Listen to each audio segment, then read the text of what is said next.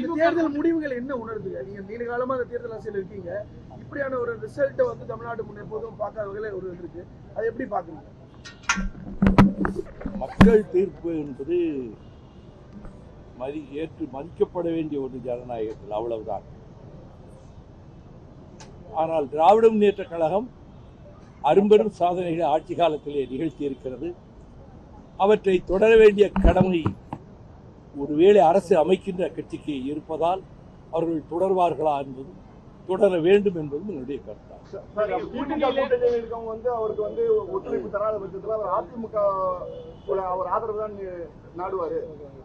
பத்திரிகையாளர்கள் நீங்கள் தான் 6 இடம் கணிச்சு தினம் ராத்திரியில சர்ச்சைகள் நடத்தி விவாதங்கள் மேற்கொள்றீங்கல்ல, இந்த கருத்துக்கள் அங்க பரிமாறப்படும். பெரிய கேட்ட கேள்வி இல்லை. கூட்டணியுடைய முக்கியமான மூத்த நீங்க கூட்டணி மற்ற கட்சிகள் பெரும்பான்மைக்கான ஆதரவு கொடுக்கக்கூடிய நிலைக்கு போகும்போது உங்கள் நிலைப்பாடு ஒரு காலம் இங்கே இருக்கக்கூடிய எந்த கட்சியும் அந்த முடிவுக்கு வராது.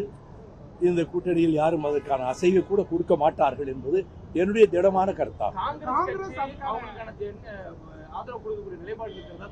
இன்னொரு கட்சியை பற்றி அந்த கட்சிக்குள்ளே நடப்பதை பற்றி எல்லாம் நான் பொதுவாக கருத்து சொல்லவே மாட்டேன்.